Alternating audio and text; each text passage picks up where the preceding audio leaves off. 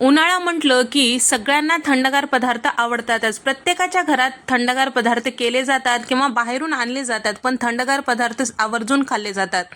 तर आज आपण असाच पदार्थ पाहणार आहोत जे सगळ्यांना आवडेल, तो म्हणजे चॉकलेट आईस्क्रीम. घरच्या घरी कसं बनवायचं? अगदी 1 लिटर दूध जर तुम्ही घेताल तर 4 लिटर आईस्क्रीम सहजपणे होतो. तर त्यासाठी इथे मी 1 लिटर म्हशीचं दूध घेतलेलं आहे. आता यापैकी साधारण 1.5 कप इतकं म्हणजे मोठ्या 2 वाट्या इतकं मी दूध काढून घेतलेलं आहे. दूध थंडच काढून घ्यायचं आणि गरम करायला शिल्लक राहिलेलं दूध ठेवलेलं आहे. त्यामध्ये 1/2 कप इतकं इथे मी कॉर्नफ्लॉवर टाकलेलं आहे. मोजमाप अगदी बरोबर असेल तर आईस्क्रीम बरोबर होईल. त्याचबरोबर इथे मी 1/2 कपने 2 वेळेस म्हणजे एकदा पूर्ण गच्च भरून घेतले, त्यानंतर अर्धा घेतले आहे. म्हणजे अर्ध्या कपाला थोडंसं कमी आहे. इथे मी दूध पावडर वापरलेलं आहे. सोबतच इथे आपण चॉकलेट आईस्क्रीम करत आहोत, त्यामुळे 1/2 कपने गच्च भरून इतकं इथे मी कोको पावडर टाकून घेतलेलं आहे. आणि त्याचबरोबर इथे मी मार्केटसारखा आईस्क्रीम घरच्या घरी करायचं असेल तर हे 2 साहित्य गरजेचं आहे, ते म्हणजे GMS पावडर आणि CMC पावडर. तर हे GMS पावडर अगदी पोह्यासारखा असतो, तर मी लूजमधला घेतलेला आहे. तर या ठिकाणी 1/2 कप इतकं GMS पावडर टाकून घेतलेलं आहे. आणि त्याचबरोबर CMC पावडर पोहे खायच्या चमच्याने साधारण अर्धा चमचा इतकं वापरलेला आहे. 1 लिटरच्या दुधाला हे परफेक्ट प्रमाण आहे, यापेक्षा जास्त टाकायचं नाही. तर हे सगळं मिक्स करायचं. तर GMS CMC पावडर का वापरायचं? तर GMS पावडर वापरल्यामुळं आपलं जे आईस्क्रीम आहे दुपटीने फुलतो आणि त्याचबरोबर हलकं फुलकं होतो. आणि CMC पावडर वापरल्यामुळे आपलं जे आईस्क्रीम आहे जास्त वेळ असं छान असं घट्ट राहतो, वितळत नाही. छान असं मार्केटमध्ये ज्या पद्धतीने आईस्क्रीम असतो त्या पद्धतीचा तयार होतो. हे दोन्ही वापरा. आपलं आईस्क्रीम जर बाजारच्या आईस्क्रीमसारखं मस्त दिसायला पाहिजे आणि त्याच चवीचं व्हायला पाहिजे, हलकं फुलकं व्हायचं असेल तर हे दोन्ही वापरणं गरजेचं आहे. नसेल तरी होतो, पण दुपटीने फुलत नाही. तर इथे आपलं चौपट असं फुलणार आहे हे दोन्ही पदार्थ टाकून घेतल्यामुळे.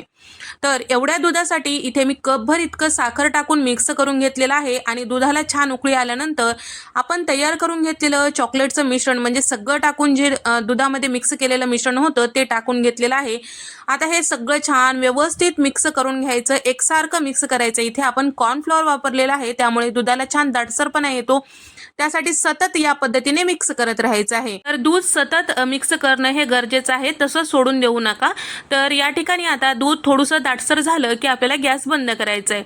तर दूध कितपत दाटसर व्हायला पाहिजे? जेव्हा आपण चमच्याला व्यवस्थित आता हे मिश्रण कोटिंग झालं आणि त्यामध्ये एक रेषा ओढली तर ते मिश्रण एकमेकाला चिकटत नाहीत, म्हणजे जिकडचं मिश्रण तिकडं आहे, तर याचा अर्थ आपलं मिश्रण व्यवस्थित आहे. तर यामध्ये 1-2 गुठळ्या असतील तर या पद्धतीने आपल्याला थोडंसं कोमट गरम असते वेळेसच गाळून घ्यायचं आहे, म्हणजे यामधले एक्स्ट्राचं जे गुठळ्या वगैरे असेल तर ते निघून जातात आणि सॉफ्ट असा आईस्क्रीम तयार होतो.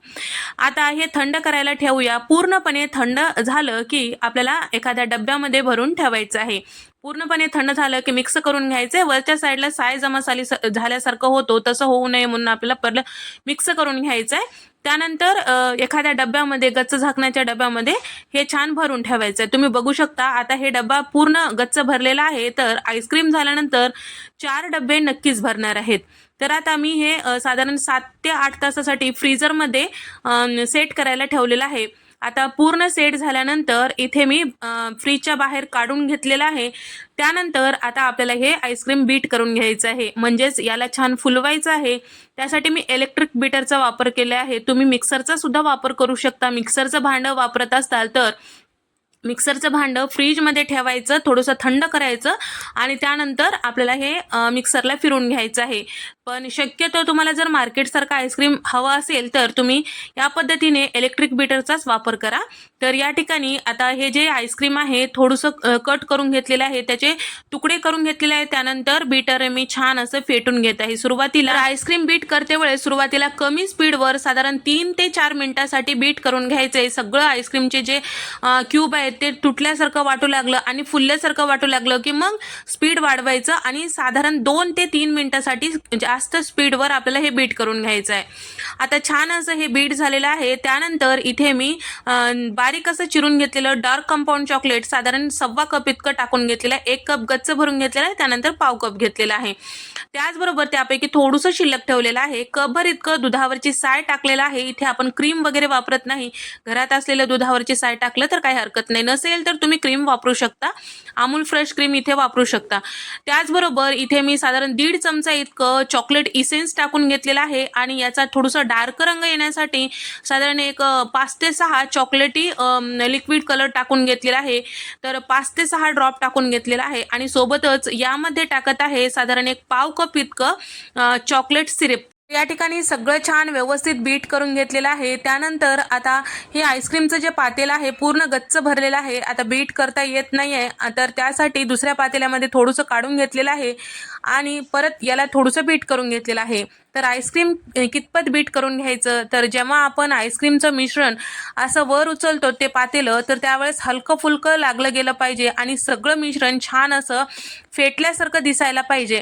आणि त्याचबरोबर हे जे मिश्रण आहे जेव्हा आपण चमच्याने किंवा पळीने किंवा याच बीटरने असं वरच्या साईडला उचललं की कन्सिस्टन्सीमध्ये हे जे मिश्रण तयार व्हायला पाहिजे. त्यानंतर गच्च झाकण्याच्या डब्यामध्ये टाकायचं. वरतून आवडीनुसार चॉको चिप्स किंवा डार्क कंपाऊंड चॉकलेट किसलेलं टाकू शकता. पण वरच्या साईडला प्लास्टिक कव्हर किंवा अशा पद्धतीने ऑडीचा इकोबेक पेपर चिटकून लावायचं, म्हणजे वरच्या साईडला आईस क्रिस्टल होणार नाही. सुरुवातीला आपण चॉकलेट आईस्क्रीमचं जे बेस तयार केलेलं होतं तर पूर्ण गच्च भरलेला नव्हता, थोडंसं कमीच होता. तर आता आईस्क्रीम पूर्ण गच्च भरलेला आहे आणि शिवाय 3 डबे आणखीन भरल्या गेलेले आहे.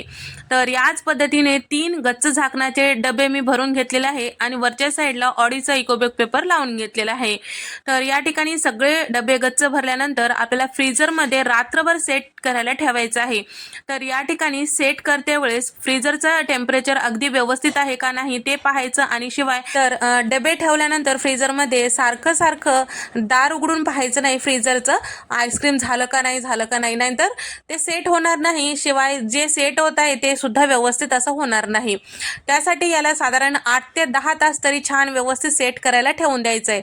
जर रात्री करून ठेवताल तर सकाळी आरामात हे आईस्क्रीम सेट होतं. मी रात्रभर ठेवले होते, माझे आईस्क्रीम छान असं सेट झालेलं आहे. तुम्ही बघू शकता प्रत्येक आईस्क्रीम अगदी व्यवस्थित असं सेट झालेलं आहे. तर या ठिकाणी सगळे आईस्क्रीम याच पद्धतीने सेट झालेलं आहे. तर पाहूया सगळे आईस्क्रीम व्यवस्थित तयार झाले का नाही. तर पहिल्यांदा आपण जेव्हा फ्रीजरमधून हे डबे काढतो तर आईस्क्रीम काढायच्या अगोदर आपल्याला जे स्कूपी आहे ते थोडंसं पाण्यामध्ये बुडवून घ्यायचं आहे, म्हणजे व्यवस्थित आईस्क्रीम निघतो. आणि शिवाय लगेचच काढल्या डब्यातून बाहेर काढायचं म्हणलं की घट्ट असतो. थोडंसं त्याला रूम टेम्परेचरवर येऊ द्यायचं, म्हणजे अगदीच नाही तर थोडंसं 1 मिनिट ठेवायचं. त्यानंतर अशा पद्धतीने स्कूपीने काढून घ्यायचं, म्हणजे अगदी व्यवस्थित आईस्क्रीम येतो. तर तुम्ही बघू शकता मार्केटमध्ये मिळतो त्यापेक्षाही भारी आपला आईस्क्रीम तयार झालेला आहे. प्रत्येक डब्यातील आईस्क्रीम याच पद्धतीने तयार झालेला आहे. एकदा जर तुम्ही 1 लिटरचं आईस्क्रीम करून ठेवताल तर आरामात 4 लिटर आईस्क्रीम तयार होतो. या पद्धतीने नक्की करून पहा, तुम्हाला सुद्धा नक्की आवडेल. आणि शिवाय आपल्या घरी केलेलं आनंद तो वेगळाच असतो. पोटभर खायला मिळतो, थोडंसं मेहनत असतो पण पोटभर खायला मिळतो. आपण यामध्ये काय जिन्नस टाकलं ते आपल्याला माहीत असतं आणि शिवाय हायजिनिक पद्धतीने आपण केलेला आहे, आपल्याला खात्री असते. आणि मुलांना देण्यासाठी आपल्याला काही अवघडल्यासारखं वाटणार नाही, कारण यामध्ये काय आहे काय नाही सगळं आपल्याला माहीत असलेलीच गोष्ट आहे. तर तुम्ही एकदा या पद्धतीने नक्की करून पहा. प्रमाण जर व्यवस्थित घेताल तर तुमचा आईस्क्रीम नक्कीच छान होईल. शिवाय तुम्ही जेव्हा मिक्सरच्या भांड्याने करताल तर थोडं मिश्रण घेऊन आपल्याला मिक्सरला फिरवून घ्यायचं आहे. आणि मिक्सरचं भांडं जर तुम्ही फ्रीजमध्ये ठेवताल तर जास्त गरम होणार नाही, मिक्सरचं भांडं थंड राहील आणि तुमचं आईस्क्रीम छान व्यवस्थित बीट होईल. तर तुम्ही या पद्धतीने एकदा नक्की करून पहा, तुम्हाला सुद्धा नक्की आवडेल. व्हिडिओ आवडल्यास व्हिडिओला लाईक करा, शेअर करा आणि त्यासोबत सबस्क्राईब करायला मात्र विसरू नका. नंतरच्या अशाच मस्त थंडगार रेसिपीजमध्ये आपण भेट देऊ.